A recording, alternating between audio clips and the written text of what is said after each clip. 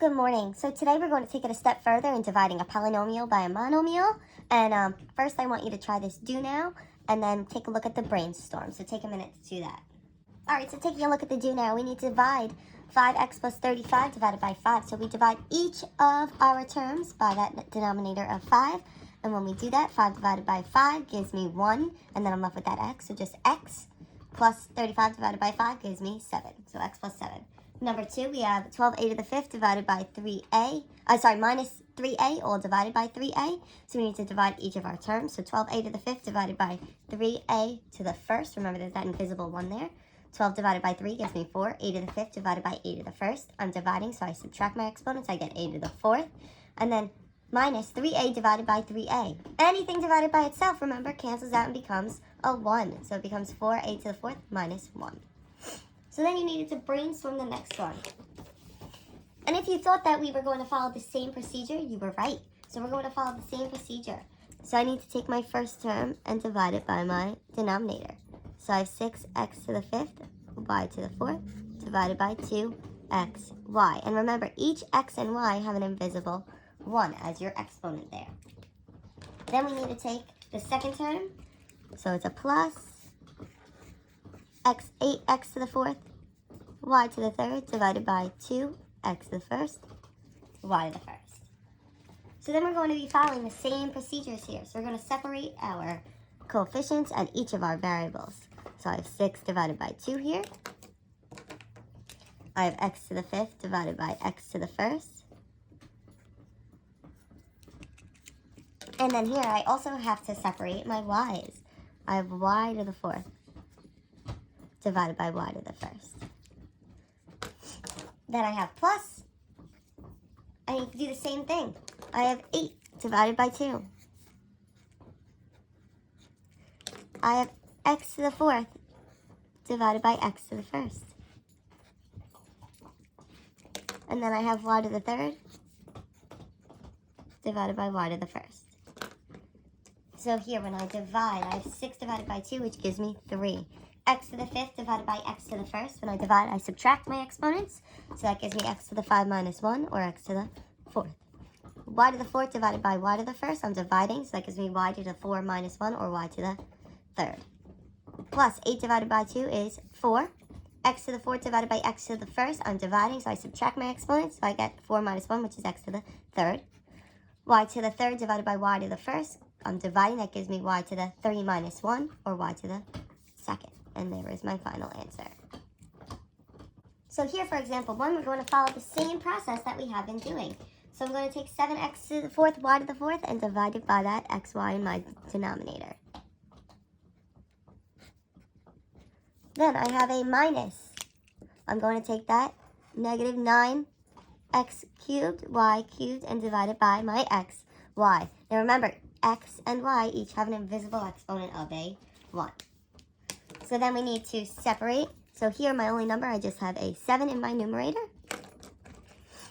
Then I have x to the 4th divided by x to the 1st. And I have y to the 4th divided by y to the 1st. Then I have minus. Here I have my 9. Then I have x to the 3rd divided by x to the 1st. And I have y to the 3rd divided by y to the 1st. So then I end up with 7. I'm dividing, so with all my exponents, I need to subtract. X to the 4 minus 1 gives me x to the 3rd. Y to the 4 minus 1 gives me y to the 3rd.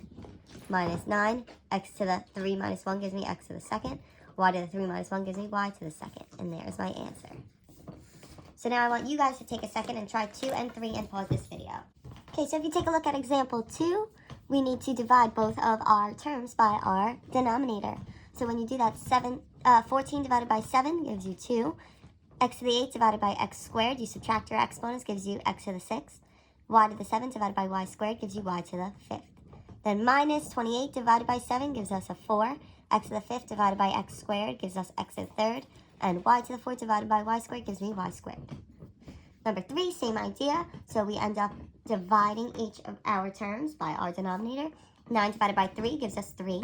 A to the 5th divided by a squared. Remember, when we're dividing, we subtract. We end up with a to the 3rd. B to the 4th divided by b to the 3rd ends up with b to the 1st, or just b. Plus 27 divided by 3 is 9. A to the 4th divided by a squared. We subtract a to the 2nd. And b to the 4th divided by b to the 3rd becomes b to the 1st, or just b. So now let's take a look at example 4. Example 4 ties in some of what we were doing yesterday into today. So I have 7a cubed b squared minus ab, all divided by ab. So what I need to do is divide each of my terms by my denominator of ab. So first I have 7a to the 3rd, b to the 2nd, divided by ab. And then I have minus ab divided by ab. So when I do that, I need to separate my variables and my coefficients. So I have 7, and then I have a to the 3rd divided by a, and remember there's an invisible 1 there. B squared divided by b, and remember there's an invisible 1 there. Then it's minus ab divided by ab. ab divided by ab, you're dividing something by itself, so it just becomes a 1, so it's just minus 1 if you remember that. So then here I have 7, a to the 3rd divided by a to the 1st. I'm dividing, so I subtract, becomes a to the 2nd. b to the 2nd divided by b to the 1st becomes b to the 1st, or just b, minus 1. So now I want you to take a second and try 5 and 6 on your own.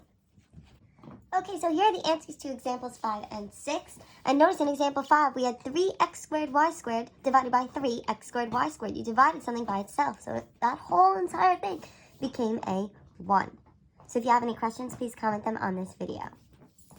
So now let's look at example 7 together, and we're going to follow the same steps as we have been. So first we're going to take the first term, 7j to the 9th, k to the 6th, and divide it by my denominator, 7j squared, k, and then remember there's an invisible 1 there.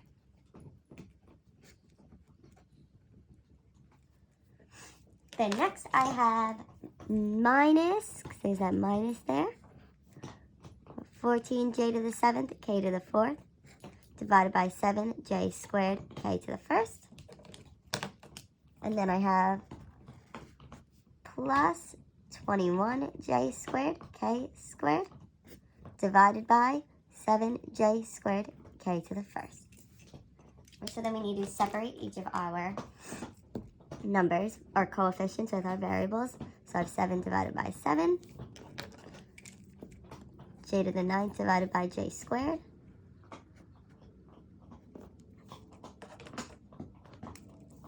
k to the 6th divided by k to the 1st. Then minus, here I have 14 divided by 7. I have j to the 7th divided by j squared.